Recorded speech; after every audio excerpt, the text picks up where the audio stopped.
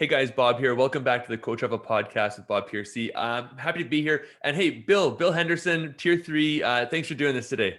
Hey, Bob, it's great to be with you, at So least digitally. digitally, yes, we're back in this world. Yeah, we're seeing each other on the cameras. We got the headphones on. We're talking into microphones. But anyways, Bill, I'm really happy to do this. As soon as I saw you on the first kind of podcast or Zoom, sorry, that we did with a company, I pointed, I'm like, that's the guy I want to talk to.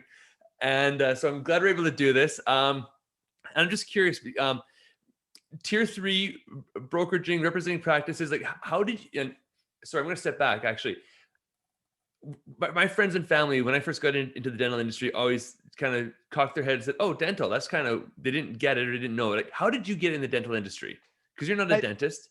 No, that goes back to graduating from university, actually, in two ways. One, I got a great job offer from Procter and Gamble, and my first job at Procter and Gamble was brand assistant on Crest toothpaste. So I come by dentistry from my first days out of university. More importantly, through Procter and Gamble and mutual colleagues there, I met my wife, who is a dentist, and was just starting to buy a practice when I met her. So that's and then I obviously helped her with the practice management for quite some time, and that's how I got into dentistry. Very So, roundabout route. no, but yeah, but very interesting. So you actually got in obviously on the product side, but then your wife, you said, was buying a practice. And so how much did you help, or how much could you help back then on her acquisition of her first practice? I could have helped a lot more now, but yeah, the reality is buying a dental practice is like any it can be from a business person's standpoint reduced down to any other business purchase. You look at costs and benefits and the investment and the return on investment. So I did help her with it at the time, just applying simple common sense rather than the far more refined understanding I've got now. I've got a client of mine whose wife's a dentist, and actually, and her husband is actually the management, and so kind of a similar. And it's interesting because we've got talks, and it's clear this guy absolutely loves his wife, but she's excited about being a dentist and dentistry, and she wants, and then he's kind of like the self-diagnosed like calming factor of let's look at this and let's make a decision, let's crunch the numbers, and so it sounds like a similar dynamic there where. He's not as invested in the dentistry as she is, obviously, but he's definitely focused on the business. Well, my wife is an excellent dentist, but as a business person, hey, well, the issue all dentists have, and I feel for them, is they have to buy these massively valuable businesses with a huge capital investment, lots of staff, and they've had no training in how to do it. So there were years that my wife was doing fantastic dentistry and managed to turn her dental practice into a modestly expensive economic hobby. And so the I it um, but then there were other times when we decided it was best for our marriage if I didn't help her too much. Yes, there is that balance. Yeah. Yeah. And then also too, like, and I said the same thing about dentists too, because you're balancing healthcare and commerce and business. And so sometimes Yeah. those two don't line up perfectly.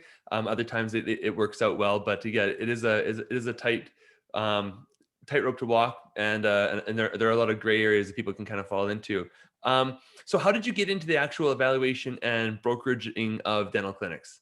The in one, well, not in one word, in one sentence, we had Maureen's practice appraised, and it made no sense to me as the because Maureen loved the dentistry and wasn't thrilled with the practice management, and I'm sure many of your listeners, a segment of your listeners, will fall into that camp.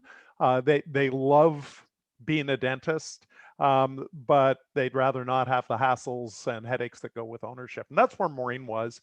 We had her practice appraised, and to me as a business person, by that point I'd risen to executive ranks at Procter and Gamble and then in the investment industry. And I had looked at a lot of business acquisitions, and I had a pretty good framework for looking at them. And what the valuator of Maureen's practice did bore no resemblance to what I would have considered the information a buyer needs. And they were more interested in counting pot lights and electrical outlets than patients. And so I'd been one of those people unlike your listeners who are dentists Yeah. who knew from the beginning they wanted their own business, I'd always said, one day, Bill, you'll get your own business and be your own boss. And literally, as I went through this appraisal, I realized, hey, if this isn't the best opportunity you're ever going to have, you're never going to pull the trigger and buy a business or set up a business. So it was seeing how they were done. And I basically at that point decided to buy a brokerage. You knew there's, and so what year was this? That was 2008. 2000. And so 2008, that's when you acquired Tier 3. Now, Tier 3 back then didn't look anything like it does now. No, it was Tier 3 is the second oldest brokerage firm in Canada. It was started in, I always get the date wrong, and Barry Howie and Mary Jane Howie, the founders, always correct me, but I think it was 1982 or 83. Okay. It was back in the early 80s. And they ran it quite successfully and helped create the market alongside Roy Brown at ROI, who built his business much bigger and much faster. Barry and Mary Jane ran a small Ontario brokerage, and they were literally winding it down into retirement in 2008 when a partner I had and I, a guy named Jim Blair, called them up. And so, yeah, they had done, I think, one sale and 4 valuations in Ontario the year I bought them. Oh, wow. Okay. And now 2021, Tier 3, coast to coast in Canada. Are you operating in the US at all? No, well, only indirectly, I would say. As you know, your employer, Henry Schein, bought us in January. And Henry Schein's the world's biggest network globally of dental practice brokerages. They've got a big operation in the UK and Ireland, an affiliate in Australia and New Zealand, Germany, and they're the biggest broker in the US. So I'm now part of that team. It's just fantastic to be able to leverage experiences around the world, and we're sharing what we do that works well with them and vice versa. And so, yeah, now I'm kind of involved all over the globe, which is fascinating. So when did this actually become official? Just for people listening, when did this become? January 8th. On the morning of January 8th, I was still negotiating price. And on the afternoon of January 8th, we had a signed deal. Wow. Okay. And I guess what's been the biggest change for you now becoming, with Henry Schein, this partnership in this first like 2 months of the signing? Like, how has it changed you or your business in that time period?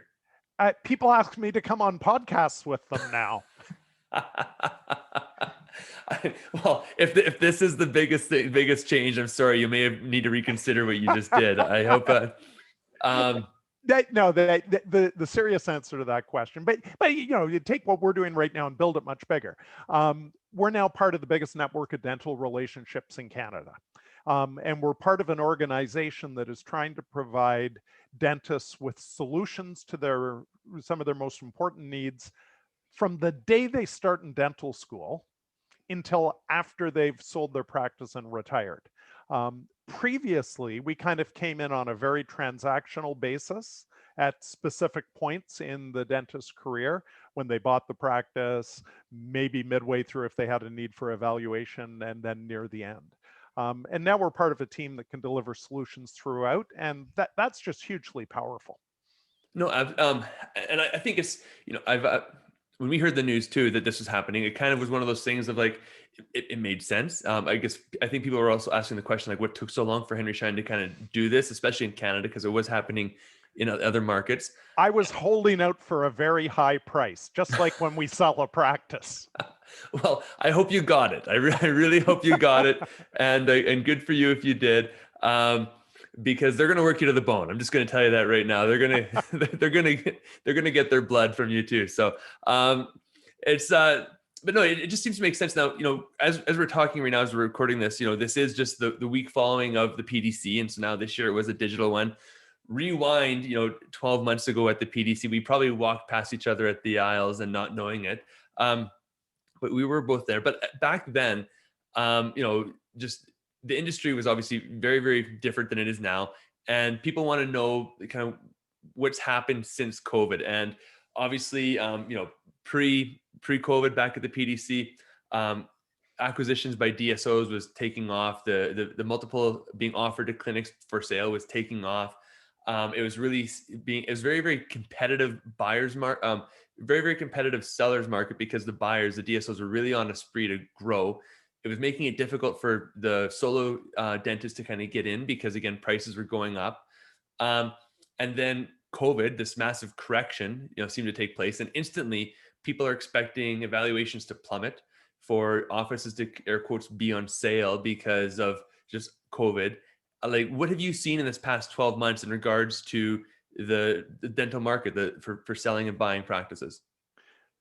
There's a lot to unpack in that. There was. I'm sorry. Yeah. So take whatever but part you want to start with, and then we'll cover the rest in this next little bit. Yeah. I was going to say my memory's not that good. I'll begin with the impact of COVID, and then we can come talk about what was.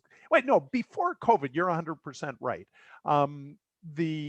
The market for dental practice in Canada has been raging for 10 plus years now, since before I bought Tier 3 in 2008.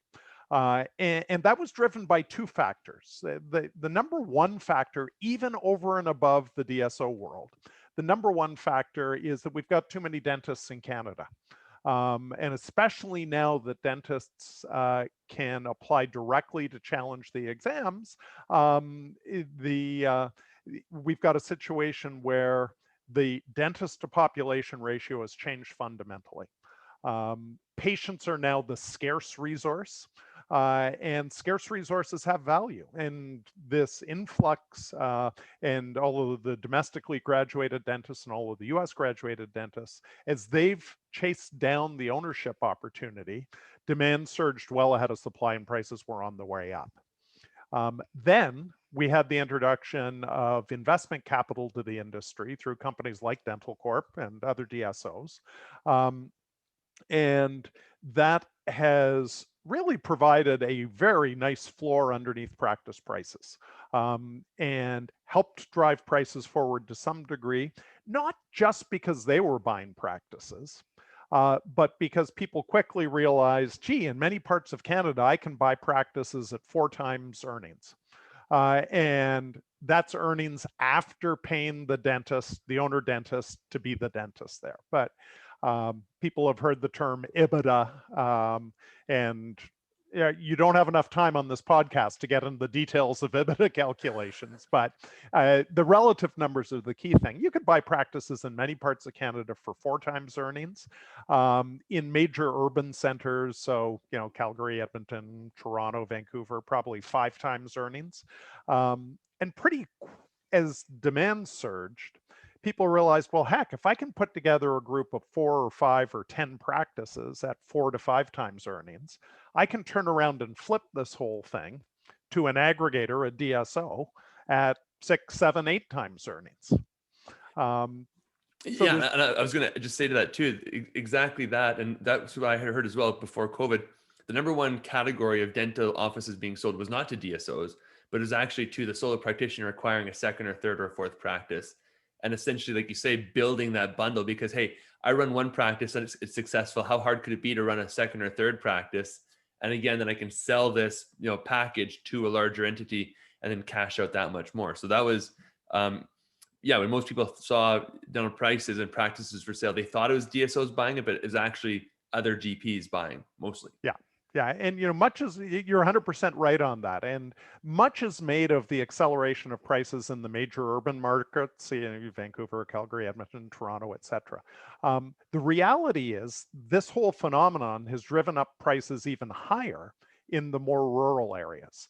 If I do not know a dentist who owns a practice in Estevan, Saskatchewan, but I'm sure there are several.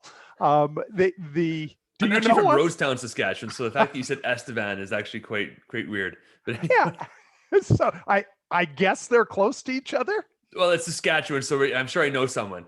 But the point is that if you're a DSO headquartered in Vancouver or Toronto, you don't care whether you're making $1 down the street from you or in Estevan. You just care about making $1. So the value of those practices and people aggregating them to sell has gone up much higher than the rest of the country pre-COVID. Now, hit the gong post-COVID, what are we looking at now? The reality is, for good practices that have gotten back to pre-COVID earnings levels, the market's as strong as it ever was. Now, But okay, so now again, at the PDC last year, I had recently at that time just heard that there was an apparent offer by a DSO to buy a practice, and it was 8 times EBITDA, which at that time was the highest. Well, it is the highest that I've heard to date. Now, does that mean, is that 8 times multiple like still out there? Is that price out? Because again, you have doctors trying to sell who are dreaming of 5, 6, 7, 8 times, and they're just like they're counting the money before they have it. But is that still a reality, or has COVID brought that back down to a 4, 5, 6 level? hasn't really brought it down, but it never really was at 8 on a broad-based basis. Yeah, that was like one-off offer Yeah, that I heard, but you it's know, still. the reality is, like anybody buying something, if you're buying a whole lot of earnings, and that's essentially what they're doing, they're buying a whole lot of earnings. If you can get $1.5 million or 2 million in earnings or 3 million in earnings with one deal, you'll pay a higher multiple for that than if you're getting 500,000 in earnings. So an 8 times multiple would have had to have been one of two things: either a really big either practice or group of practices, or a practice with huge obvious upside in it. The market was trading pretty much at 6 to 7 times earnings, and that is pretty much where it's back to now. There's in some cases with some DSOs, tighter constraints, and they're not prepared to do quite what they were prepared to do. But for the most part, we're back to 6 to 7 times if it's call it an investment caliber practice. And depending upon where you are in the country, 5 to 6 times if it's not if it's selling to an owner operator. Although in the hot markets still, we're selling practices at pre-COVID prices, which is 6 to 7 times. And is that this 6 to 7 times multiple? Is that still also for the solo practitioner who's going to own and operate? Is it still the same multiple, or are they offering less? It's the same multiple. And I think one of the misconceptions, and some of your listeners probably don't own a practice yet, and they're kind of going, geez, how can I compete with big corporations with financing coming from around the world? And the reality is, an owner operator can always compete with a corporate aggregator because they're able to invest sweat equity in the practice. If I'm a investor dentist buying practices, I got to pay people 40%. And the people working for me, at the end of their day, they're going to go home. The owner operator, they can get by on 35% cash in their pocket to help repay a higher bank loan. When they get that phone call, when the phone's ringing as they're walking out the office and the answering machine clicked on, if anybody has one of those anymore, and they hear a patient with an emergency, they'll pick up the phone and say, yeah, come on in. Right. The owner operators, yeah, they've got to pay more than they used to, but buying a dental practice is still a fantastic investment. On average, a young dentist, even at today's prices, will make twice as much money over the next 10 years if they buy a practice versus if they stay as an associate. Now, they won't have that cash in their jeans. They'll be using it to pay off the practice. But at the end of that 10 years, they own something worth $1 million, $2 million tax advantage dollars. Now, it's doable, but at the same, what I've also heard too, though, is it is harder for young dentists getting out there to be approved for loans in order to acquire. Like before, the joke was you graduate out of high school, you're a dentist. It's like, here's a blank check, go do whatever you want, buy or build.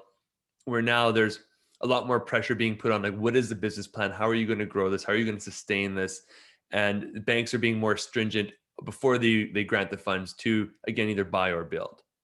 Yeah, no, you're 100% right. And but that doesn't mean you can't get the funds. Right. It just means there's more hoops to jump through. Yeah, you need to put together a business case. And frankly, that's what people should have been doing all along.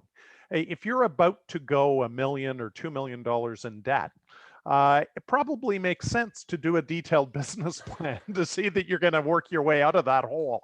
But it does place a real premium on people who want to buy a dental practice, building some relationships with people who can really help them with that. I know you and some of your colleagues will help people with that.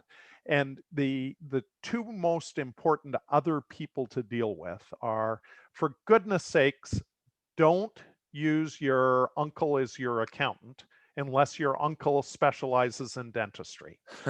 And don't work with your mother's curling friend as a banker unless they specialize in dentistry. If you're going to spend $1 million or $2 million, surround yourself with experts who know what they're doing. Yeah, and we've definitely seen that a lot. And we've all, again, who's the bookkeeper, who's the accountant, who's doing the marketing for the business, who's your IT person, it's your neighbor's kid who likes computers. We've all seen those, heard of those stories, lived those stories. And no, and I think, yeah, you're absolutely right. So this is my turn to say that you're 100% correct in saying that. So I agree. Now, so would you say right now, are we in a seller's market? Is it definitely is it advantage seller over advantage buyer? Absolutely in a seller's market, without a shadow of a doubt. One thing, just let me go back, because we're talking COVID, and I don't Yeah, want please. everyone to think the sky's entirely rosy. The thing I've been saying from the beginning of the pandemic, at the time, back in March, April, May, June last year, it was projecting what would happen, and it's absolutely come true, is you're probably too young to remember the movie Jerry Maguire, aren't you? Oh my, I love you. You can be on this show anytime if you're going to say that. No, show me the money, baby. Come on. I grew up on that. Okay, so yeah, that famous Tom Cruise line, "Show me the money," or Cuba Gooding Jr., whichever one of them said it first. That really defines where we're at. Practices are selling for pre-COVID values if you can show buyers that the money's back at pre-COVID levels. If you can't show that, if you're down below year ago levels, then you've got an uphill battle. The principle in appraisal is we don't let a one-time event impact the valuation of a business, because it's a one-time thing. The problem is we're in the middle of the one-time thing still, and we don't know how long it's going to last. So now, hopefully, I've got a vaccine scheduled next week, but hopefully we'll be through this soon. But banks aren't loaning on that basis. So basically, the premise now behind appraising a business is, in year 2 and year beyond, we're assuming the business is back to pre-COVID levels. For the next 12 months, we're assuming things are pretty much where they have been for the last 9. So you can see that if you've been weak for the last 9, that's going to suppress value somewhat. Not Now, massively, but somewhat. I've got some clients that are at or above pre-COVID numbers already. Now, just to take that example, if they don't want to sell right now, but if they were wanting to sell, could you use those numbers now as solid numbers, or to help advance and elevate the valuation of the practice? Or because we're, like you say, air quotes, still in this, would those numbers not be viable or secure enough for a bank or an evaluator to reliably use to appraise the practice? Like, does this need to kind of end before you can actually use these numbers reliably? Yeah, that's a great question. And the answer is no, we can use those numbers now. We've sold, over the last 9 months since basically it's about 9 months since practices have been open again. We've sold a whole bunch of practices, many of them at pre-COVID appraised values, because we're able to demonstrate exactly what you said, which is, look, the business is back, or the business is back and ahead of where it would have been. It's only the ones that are lagging where there may be some impact on price now. Okay, and that's interesting, because I find that answer kind of surprises me, because we are still in this. There is still a sense of uncertainty over the next, say 3, 6, 12 months as to what could still happen. So, but yeah, if that's the case, that's the case. Now, if we are in the seller's market, all fairness, like, why do I need a broker? Why am I going to call tier 3 and give you some of my money in order to sell it, when I can just call someone and sell the practice myself? And it won't surprise you, that's a question we get a lot. And the simple answer is, sure, you're in a seller's market and you can sell your practice on your own. The question I have is, how many practices have you sold? Do you know what a good deal looks like? And do you know how to structure it in your best interests? Every dentist listening to this podcast, knows what they do well, and they know what they're going to refer out to a specialist who's an expert at it. And if you're playing with likely the single most valuable asset you own, sorry, Not a problem. No, I've done that in the past too, so don't worry. they didn't turn the phone off, but I will now. So if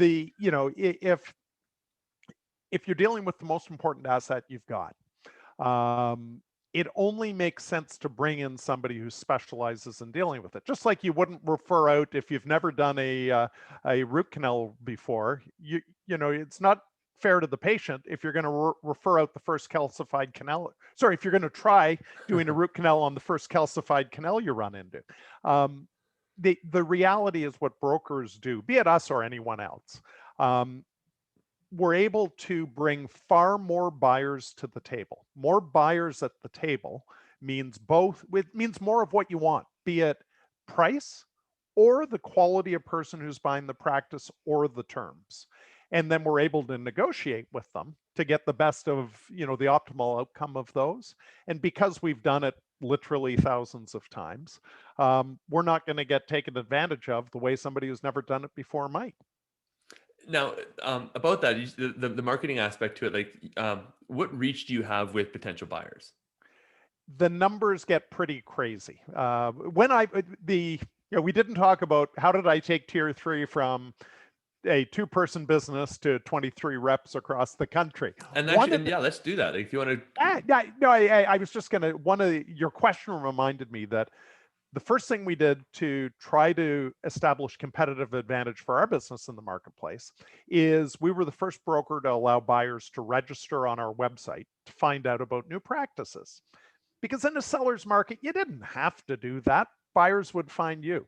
But so we set up that registry in 2008, and the number's crazy. We've got over 6,000 or 5,000 people registered with us across Canada. Now, a whole bunch of them bought practices, 10 years ago and never took their name off. A bunch of them are sales reps from various supply companies. They're accountants, bankers, lawyers.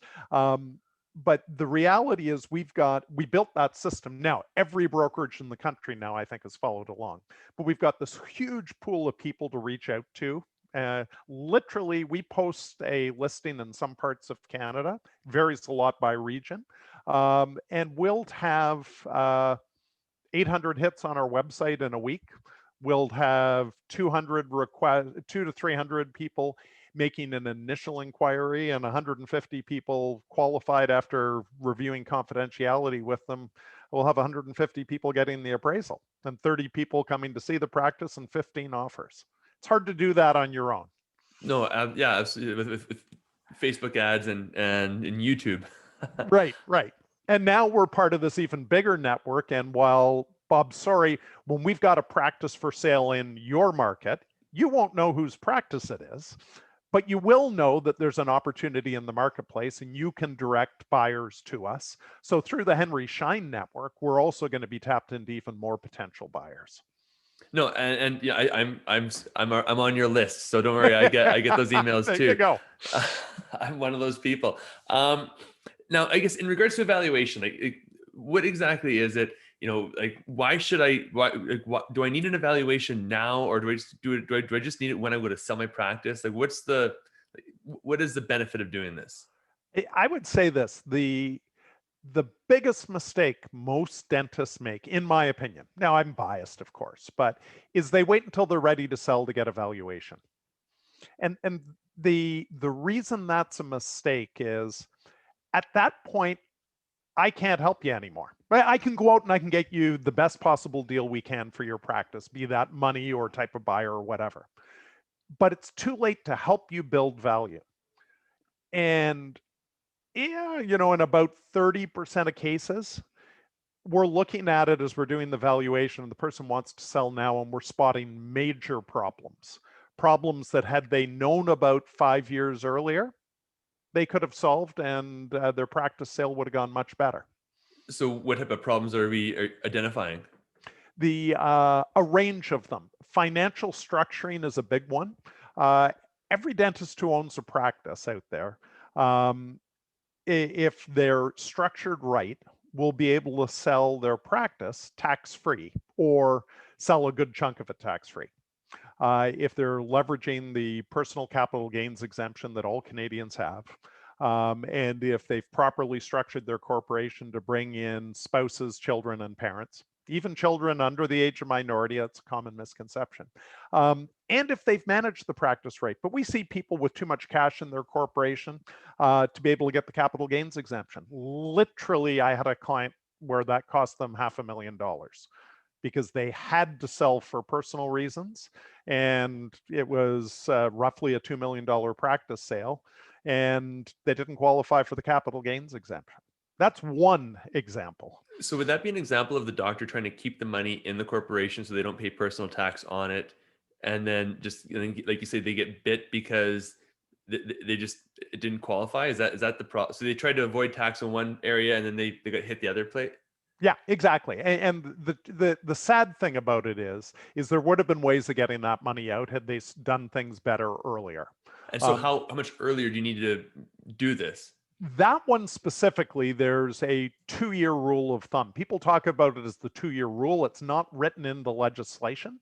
But if somebody knows now they're going to be selling in the next 2 years from now, they can do something called the butterfly to get the cash out.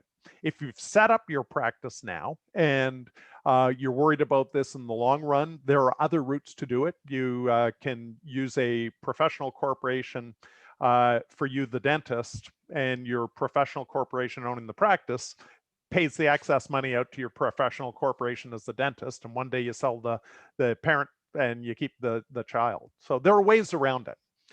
We also routinely see people with major issues in their lease and major opportunities to take steps to build value in their practice if they've got a 5-year runway before they're selling. Now, lease negotiating and having a strong lease is something I've heard for years now that can be a very big hindrance to the sale of a practice. Like, how important is the lease, and what should doctors really be looking for? Because again, if you're signing a 10-year lease, there's so much in there that might not even really apply to you at year 0 versus year 10, where it might be a big deal. Like what's in there that people don't realize? It is one of the most important areas to get good professional advice. And the reality is nobody's going to buy your business if they don't have a place to operate it from. And the lease is the license to operate unless you own your premises. So the things that are in leases, and I would say lease issues are the #1 problem we have selling practices. The key issues would be demolition clauses and relocation clauses and termination clauses that in various forms and guises give the landlord the ability to kick the tenant out. The other big thing that most people don't realize is usually in their lease, there's a provision that allows them to what's called assign or transfer the lease to the buyer of their practice. Often they remain on the hook if the buyer of the practice doesn't pay their rent. And the challenge with all of these things is that if you go to your landlord just before selling and you say, hey, look, I need some changes to my lease because I want to sell my business, the landlord's smart enough to go, oh, so I stand between you and $1 million or $2 million bucks? You know what the landlord's going to do. They're not philanthropists for the most part. The time to and that's why sort of 5 to 10 years, the only time where you've got leverage with your landlord is a year or two before your lease is expiring.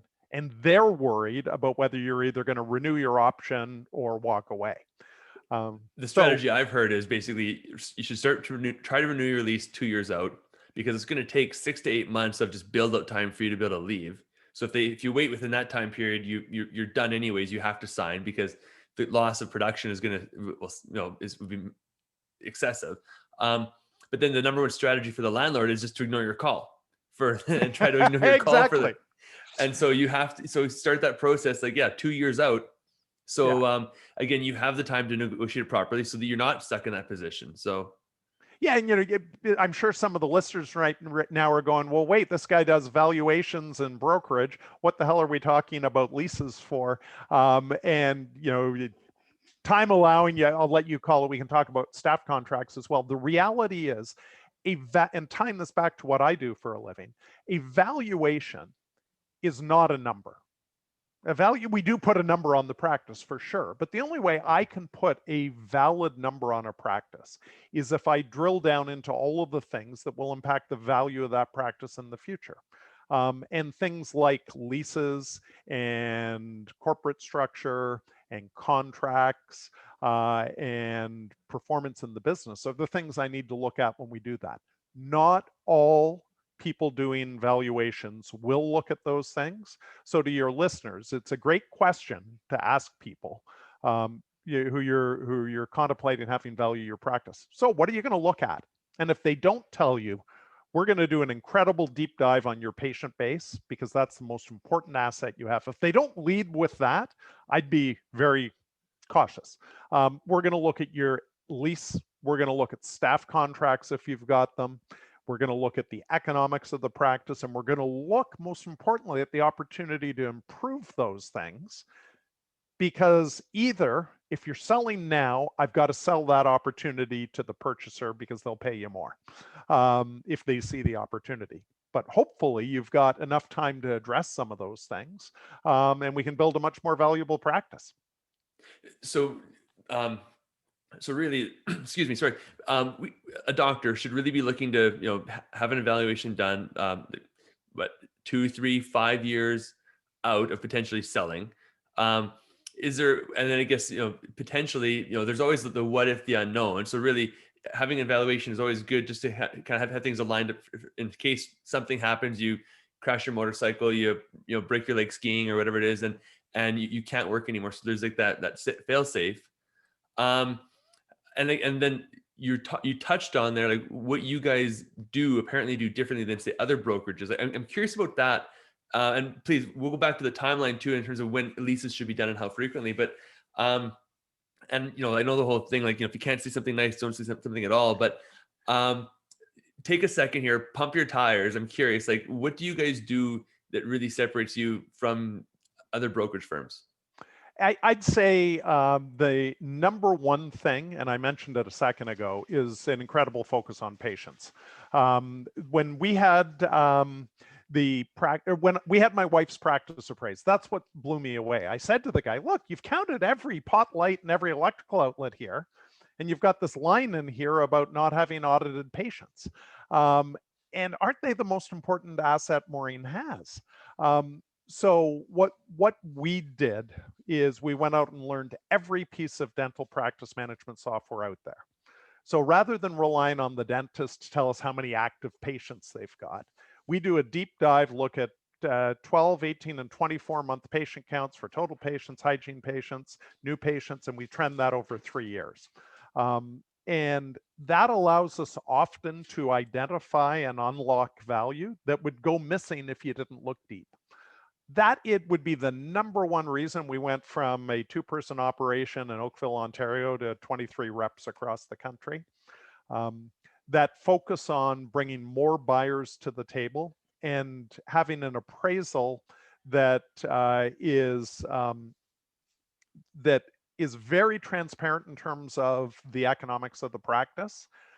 Because, when somebody's buying something, if they think they really understand it, their concern about risk goes down, and the likelihood of them paying more goes up as risk goes down. That's the heart of it. No, and yeah, I've seen a few evaluations in my time, and yeah, the focus on assets is interesting. And I'm glad you said that, because I think there's a lot of things that again, we don't know what we don't know. And again, how many doctors who want to sell practice privately, again, how often have you done this? But even how many evaluations have you seen? How many have you looked at? And how many conversations with brokers have you had versus someone just saying, "Oh, my neighbor's a realtor, I can just get him to kind of take care of this for me, and we're off to the races." So I get it now. We talked kind of before we hit record, and we were talking about having an evaluation done like 5 years prior to selling in an ideal situation. Is that enough? And that gives you the time to make any accounting or corporation changes to take care of those tax advantages, tax savings? Yeah, the answer is so often is it depends. Uh, we've got a lot of clients who get valuations at various stages through their ownership career. Part of that is, if you've got an asset that's worth $1 million or $2 million, occasionally spending a bit of money for a checkup on it can be a really prudent thing to do. In the rare and very unfortunate case where somebody has to stop practicing because of the motorcycle accident you referenced earlier, or tragically they've passed away, they have the comfort of knowing that everything's ready to go. And more importantly, there are, the most important asset they own has been looked after, because the problems we talked about earlier, a lease issue, improper corporate structure, problems in staff contracts. Quick shout out, if people have staff contracts, go to your employment lawyer. Say there's a new legal precedent called Waxdale, Waksdale, Waxdale. Waxdale, Okay. that has invalidated about 80% of contracts in the country in our analysis. So we don't, some other podcast, we can talk about that in more detail, but quick shout out, check that your contracts are okay given Waxdale. But you can have all these problems. And if you pass away, if you're not incorporated, dead men and women can't incorporate. If you've got a corporate structure problem, and we see this way too often, if you've got contract issues, it's too late to fix them. So many people will get a valuation done and then maybe get it updated every 2 or 3 years. But yeah, even if you haven't done that, the 5 to 10 year guideline is because that's normally the time frame leases operate on. And if you've got a lease issue, that's the time frame where, hey, if your lease is coming up for renewal next week, it's too late for me to help you, even if it's going to be another 5 years. That's why talking to you 2 years ago would have been perfect. And then the other opportunity, and it's a big opportunity, is dentists do dentistry, and the ones that are really focused on patient care and aren't thinking about their business may have a lot of low-hanging fruit around them that would allow them to significantly improve the value, but only if they act well in advance of a sale so they can demonstrate that. Now, I've heard the old story. You have like the dentist at the golf club who's bragging that they just sold the practice for 125, 150 times gross, and they're buying drinks and they're all happy. But the reality is that they lost out on so much production over the past 3 to 5 years because they didn't do stuff, whether they were referring out procedures or just like they weren't running tight hygiene programs, that someone saw the opportunity to justify paying 150 times gross. So really, the dentist who thinks that they cashed out, selling the practice for that much, really, by making a few changes like you talk about, could have, if you'd been far better off to sell it for 100% and make the money the last 3 to 5 years earlier. Yeah, practices sell, and it depends on where and the nature of the practice. Frankly, they sell for anywhere. The percent of gross measures, I always smile because, you might sell your practice for 150% of gross, but you also might sell it for 90 or 215, depending upon your practice. But your point is right, which is if you take steps now to increase not the gross revenue, because the buyer can't repay their bank loan and fund their lifestyle and buy their new BMW with gross revenue. They can only do it with earnings.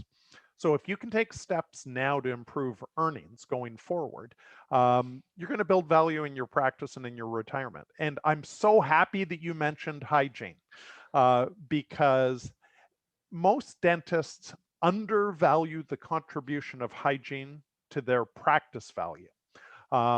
And the number one thing every listener you've got here can do to build the value of their dental practice is focus a little bit less on dentistry and more on building a fantastic hygiene program. Ideally, do both, but building the hygiene program, do this, everyone who's listening, look at your hygiene billings for last year, look at the number of unique hygiene patients you had in the last year, look at the billings per patient per year. If you're not at $300, you've got a huge opportunity per patient. That in a sense, you're calculating average revenue per hygiene patient. Exactly. And you should be at least $300. If it's less Yeah, than I mean, that, the average is around 250 across Canada. And but we see a whole lot of practices at or above 300 just by doing all the stuff we all hear about in seminars and courses and sessions, but more than anything by leading the culture in the practice to focus on excellent oral health and recare. I'm having more and more conversations with doctors about actually getting them out of the operatory, putting in an associate for a number of days a week to give them time to actually sit back and manage their practice, as opposed to being relied on as the main provider for the business and being with a patient 4 or 5 days a week. And there's a daunting concept, because now you're giving up revenue by paying an associate to do the work, but then there's the opportunity as to what impact can you have on the practice by, again, better relations with your team members, again, implementing these protocols, tracking these protocols. And in the end, the opportunity should hopefully, again, allow you to do exactly that and actually make the practice more profitable. And also too, it's easier on your body. I was on a call earlier today and they're talking that apparently the ADA or FDA in the States has just declared dentistry like one of, if not the most destructive professions on a person's body. And so if for a dentist, just for your own like livelihood, to be able to get out of less chair time, more, management time, it's good for the business. It can be good for the business, and it's going to be good for you too. So, it's so interesting you say that, because I'm married to a dentist, and I'm married to a dentist who's retiring before she wants to, because she's got a real neck problem. And your listeners can't see this, but any of the viewers can. If you spend your life in this position, mhm. it is, I've long said, it is probably the ergonomically worst profession I can think of. So it's interesting that's being validated. So you're right. Your big point is this: that if you just put your head down and do dentistry, you're not exercising the leadership in the business that you could. And leadership of the whole team is how you build a great practice. Now, in regards, no, you talked about some brokers like counting pot lights, and you guys are taking a deep dive on patient charts. Where does the actual equipment in the office matter? And like, and use this as a chop me down, shoot me down here in regards to the sales rep. Like, you got the sales rep coming in and say, "Hey, doctor, you put in a new chair here. It's going to help you sell your practice for more money." Is that true? I hate to disappoint you, Bob, but no, a new chair will not sell a practice for Ah, more money. shucks, come on, what? And I get this question a lot, and what I say to somebody is, hey, look, the can the buyer of your practice repay their bank loan with that chair? Can they fund their lifestyle with that chair? No, they can't. Now, if the chair in op3 is broken and not working, absolutely you need to replace it, because they need that chair to generate earnings. So the equipment investments that make sense, uh, first of all, is anything the purchaser is definitely going to do and object to not having there in the first place. So if you're not digital, going digital makes sense. If you don't have a pan, buying a pan makes sense. But sadly, Bob, changing the old chairman chair in op3 to a brand new ADEC one, if that old chairman chair is working, it's not, you may do it because you want a new chair, but you're not going to build the value of your practice. The opportunities, though, the real low-hanging fruit that I don't see people going after the way they might, are things like clear aligners. If you've got a big practice with a lot of external lab, bringing that in-house through CEREC and Plan Mecca equipment, those can add significant value. Okay, so let's take a dive on that. How can clear aligners help me sell my practice for more? Very simply, it traces back to the valuation of all dental practices is based upon earnings. And one of the analysis we're doing is we look at how many ortho cases a dentist refers out every year. And And most dentists don't even necessarily know how many they're losing. Now that we've got, what is it, Smile Direct Club or something, where you can go to some office and they're marketing aggressively, and or other dental offices are advertising them. You can lose patients that way. But every one of those patients you keep in-house, you're increasing earnings. And if your practice, remember, we're talking earnings multiples of 5 to 7 times.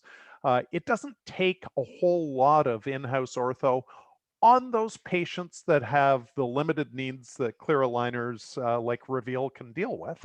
You can build some pretty significant earnings while delivering some real convenience to your patient base and a better experience for them. No, you're obviously you're talking about expanding services, obviously, in this Yeah. As an answer here. But there's always an opportunity cost to that, because there is only so many chairs, so many providers, so many hours in the day. So that service you're adding needs to be offsetting and needs to be more productive and greater than the other service you could potentially do during that day, which would be potentially crown and bridge or hygiene. And so there's that. Now the lab aspect to it obviously makes sense too, because again, we've talked to doctors about CAD/CAM for years now, and there's that opportunity to bring the lab fee in. So maybe you're, instead of spending $250, $300 dollars on a crown, you're spending $35 for the cost of the block, and then that becomes a revenue source. But how does that, now people always get to that level in terms of the ROI. How does bringing that lab fee or that lab cost in-house affect the evaluation on the practice now when you start considering EBITDA and the multiplier effect? Right. Yeah, because clear aligners aren't much or any of a capital outlay, but bringing in-house crown milling in, that's a big capital outlay, isn't it? Yeah, you're for a full system, and then all the bells and whistles, you're in the neighborhood of $200,000. So. Right.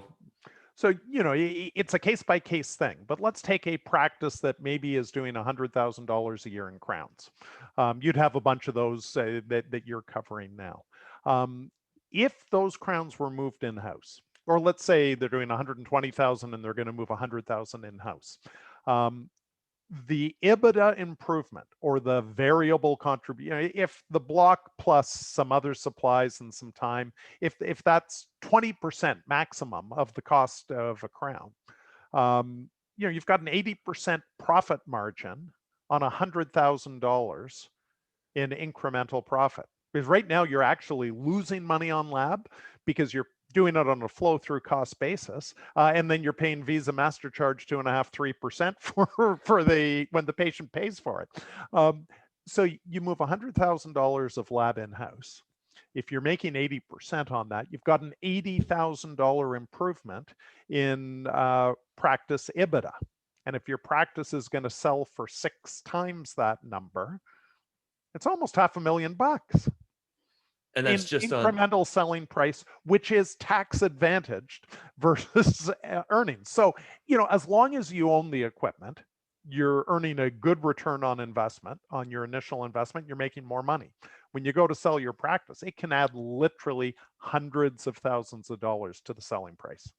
So worst case scenario, $200,000 to get into it. Now you're profiting, like you say, year over year as you pay off that investment. And then come the year that you end up selling, you're looking at, like you say, upwards of $500,000 in terms of added value to the business. Yeah, and it depends on the size of the practice. I was using a big lab expense of 100,000 you could insource, but cut that in half. 50,000 you've insourced. That's a $300,000 increase in value when you go to sell. And you spent 200 and you're making 50 grand more each year. That's a 25% return on investment until you sell. It is, for somebody who's interested in doing that and providing what really is a patient benefit. So have you had this conversation? Opportunity. Have you had this conversation with a client, and have you actually convinced the doctor to invest in CAD/CAM prior to selling? Yes, I have. And I've had others who say, "Oh, Bill, I don't trust that, and I love my lab, and they do great work." My wife is like that. My wife would never, when she owned a practice, have bought a CEREC machine. But there are enough people. One of our close friends loves his and is using it on much bigger numbers than we just talked about. So. No, and that's interesting. It's I haven't sold clear aligners yet, but I'm now affiliated with a company that, and honestly, part of the problem was the big brand name, which I'm not allowed to use anymore. That's self-imposed. I'm just a good corporate citizen. fair enough. Okay, yeah. The big brand name is pretty dang expensive. And if you're paying the provider 40% and you're paying 5 or 6% for a chairside assistant, and you're paying for the pretty high lab costs, the incremental earnings or incremental Ebitda isn't huge. But I understand there's another company with a product that has some significant benefits that has somewhat better economics. Yeah, I don't know. You might know who that is. You might reveal that to the listeners someday, but I don't know. Let's. I love the banter. We'll try to keep this as even keel as possible, so we don't sound like we're like a bunch of sales reps here talking. That's right. Fair Yeah, enough. we don't want to get the message. Yeah, I'm playing with you a bit, but I like it. No, it's good. You're definitely you're on the team, which is great. Now, I guess one quick question, I guess, in regards to brokers, finding brokers, choosing brokers is you always hear stories, especially in the real estate industry, buying and selling houses, where you want to sell your house. Okay, great. Realtor comes in, tells you your house is worth X, and your eyes wide. This is great. This is awesome. That broker gets the listing, but then it sells for dramatically less, probably where it was accurately evaluated at. Same thing in the dental industry. Hey, I come in to sell a practice, tell the doctor it's worth like $3 million when really you're saying 2. Now I get the listing but now I sell it for 2.1, 1.9.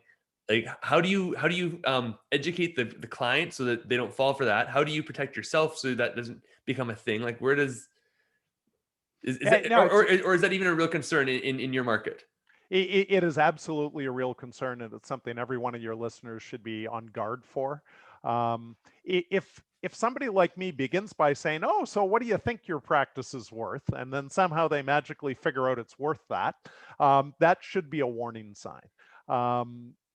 Anybody who's reputable in the industry, though, ask around, insist on talking to references of people who've dealt with the person before, because the last thing I want to do is set high expectations and underdeliver. I'd much rather undercommit and overdeliver, because that's how you get, that's how you get very loyal clients who will refer you on to other people. The other thing is, the last thing I want to do is be a tour guide. If I tell somebody their practice is worth 2.2 million and I know it's only going to sell for 1.8, A, I won't get many people inquiring, and then B, I'll show them the practice again and again, but they're never going to come up to where they should price, or to the price the vendor wants. So you can get a pretty good feel if your broker or business valuator is very eager to give you the price you want. You haven't hired somebody who's giving you good advice, and you need good advice. That answer your question? I think so. No, I no, thank you very much. Hey, Bill, is there anything else you want to touch on that we haven't really discussed yet today? No, I don't think. I just want to go back to one message I delivered earlier, because it's the thing that I always feel bad about when somebody comes to me just before they want to sell. If you are within 10 years of selling, or if you really care about making sure your best assets protected well in advance of that, if something untoward should happen to you, go get a valuation by somebody who's going to look at all of the things we've talked about. Because honestly, I'm not getting rich doing valuations. It really is sort of a loss leader for brokerage services. I'm sure that's no surprise to anybody. But oh my God, that's where we can add real value. And, anybody can auction off your practice. Some of us can do it better than others. But not everybody's going to be able to help you take the most important asset you own, make sure that the problems you may not even be aware of are dealt with, and help you build it and protect your retirement and your family's well-being. And so think long and hard about getting a valuation done now, even if you're many years away from selling. That's the biggest message I could leave with people. No, and I think you said that very, very well. It makes sense. And, obviously we get stuck in the mundane day-to-day stuff of doing our jobs with our families and our friends, and the thoughts of down the road, or the thoughts of the unthinkable, don't really draw much bandwidth But again, like you say, it's a good thing to do. Be prepared, and again, yeah, take care of your largest asset. So, Bill, thank you so much for doing this. It's been a blast. If we can have you back on some of the time, I'd be delighted to do so. We have other things to talk about, I'm sure. For people that are interested in reaching out to you and Tier 3, what's the best way to do that? Probably the easiest thing is just to go to the www.tier3.ca website. Or if they know somebody doing a podcast, maybe they could just email that person and he could put them in touch. I don't know. Either one of those would work. My name's on the website, so are all the local reps coast to coast across Canada. We're not that hard to find. No, absolutely. And I will do that. I will include the website, the links in the show notes, the bio. So anyways, hey, Bill, again, thank you so much. It's Friday. Go enjoy the craft beer that we were discussing earlier. And we'll have to catch up soon. Okay. Yeah. Hey, it's been a pleasure and it's been an honor. Thank you very much. All right. Thanks. Cheers. Bye for now. Bye.